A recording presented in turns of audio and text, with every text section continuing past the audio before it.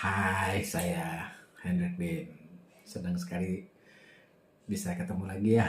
Nah, jadi kita akan membahas eh, 3 langkah praktis agar pikiran itu punya ide yang mengalir terus-menerus, lancar, bernas, ya. Dengan kata lain, kreatif dan inovatif, ya.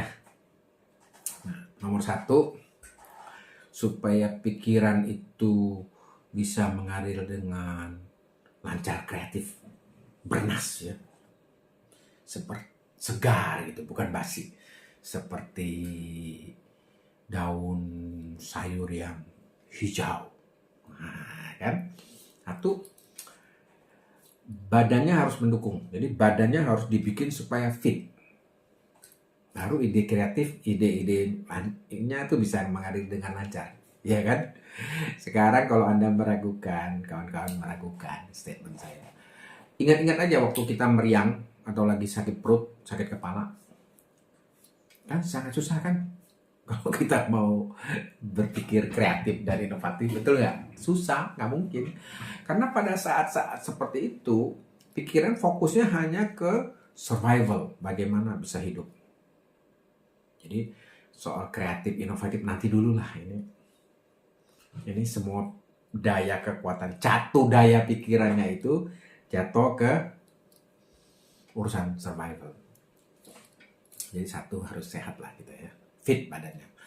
Nomor 2, tidak kalut, tidak tegang. Jadi misalnya gitu, tadi badannya tidak lagi mules atau tidak lagi meriang, tapi ada benjolan di sini atau benjolan di sini atau benjolan di mana aja lah ya, atau alergi, terus pikiran jadi kalut. Wah, ini apa, ini apa ya. Nah, kalau pikiran lagi kalut, nggak bisa idenya mengalir dengan lancar, betul nggak? Nggak bisa kan? Mau kreatif, mau inovatif, mau encer, yang ada butek mampet. Betul nggak? Nah, jadi nggak bisa, ya nggak bisa pada saat lagi kalut kacau ya. Nah, kalut kacau itu kata lain juga stres. Jadi orang kalau stres, tertekan,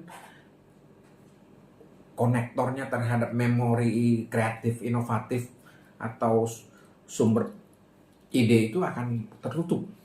Misalnya gini, ini kayak gini nih ya, kita mempersiapkan ya, teman-teman atau saya ini mempersiapkan bahan untuk presentasi, kita udah melatihnya, kita sudah gladi bahan-bahannya, ya enggak. Tapi waktu kita presentasi ternyata tuh audiensnya jauh lebih banyak dari yang kita perkirakan dan suasananya itu mencekam, bikin demam panggung, ya kan? Nah, kalau orang udah demam panggung, ketakutan, semua ide-ide, semua lelucon, semua itu kehidupan ya, liveness-nya itu hilang, dia akan takut.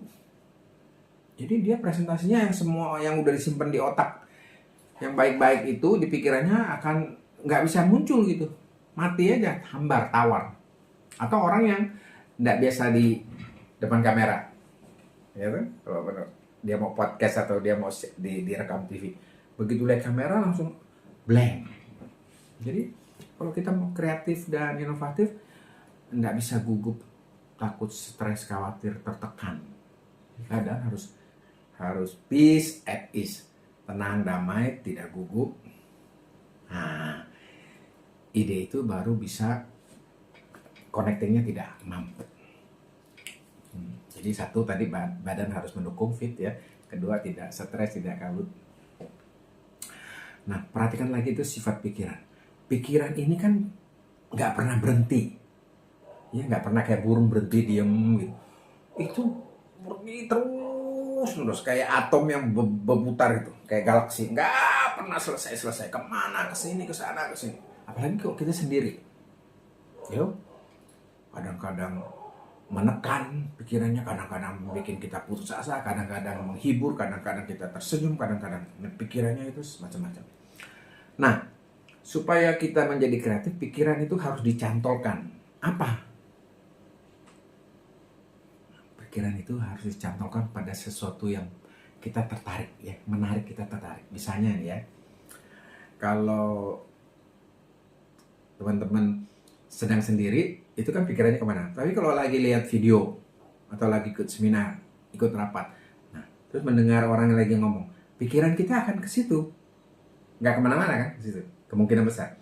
Atau kita suka sepak bola, nah, pikiran kita akan ke situ, kecantol deh. Nah, begitu sama kan? Jadi pikiran kalau kita suka membetulkan elektronik atau suka membersihkan mobil, reparasi mobil, ya, atau suka bikin puisi, main saksofon. Kalau pikiran kita tertarik di situ, lama-lama itu banyak yang akan kita lihat. Bingung kan? Kalau kita tertarik sesuatu, pikiran kita akan membuka dengan sendirinya. Misalnya gini, kalau seseorang tertarik ya dengan mobil, katakanlah ini misalnya Audi warna biru, maka begitu dia tertarik dengan mobil itu, ini bukan iklan ya, dia akan sering ketemu mobil itu. Gantilah mobil itu dengan kata lain. Maka begitu kita tertarik dengan hal itu, kita akan sering bertemu dengan hal itu, ya kan? Nah, karena sering bertemu, segala macam kemungkinan hal-hal yang dulu kita nggak lihat, sekarang kita bisa lihat. Ide-ide baru dulu yang nggak hinggap, sekarang hinggap. Nah, jadi untuk membuat pikiran kita lancar, kreatif, tertarik, cantolkan dia pada sesuatu yang membuat kita tertarik. Dengan kata lain, kita kesengsem. Nah, kalau kesengsem, itu otak kita kayak kebuka, terkonek dia, bukan disconnect. Celing, celing, celing, celing, celing, celing, celing. Nah, ini penting ya. Kalau kita punya ide yang cemerlang, segar, nggak basi, atau kreatif, inovatif, satu saja, terus ditindaklanjutin, ya, sangat kemungkinan besar kan bisa jadi blend gitu. Satu saja ide yang segar dan kreatif dan ditindaklanjuti, itu bisa merubah keadaan kita mungkin 10 tahun, 20 tahun selama ini yang so-so saja.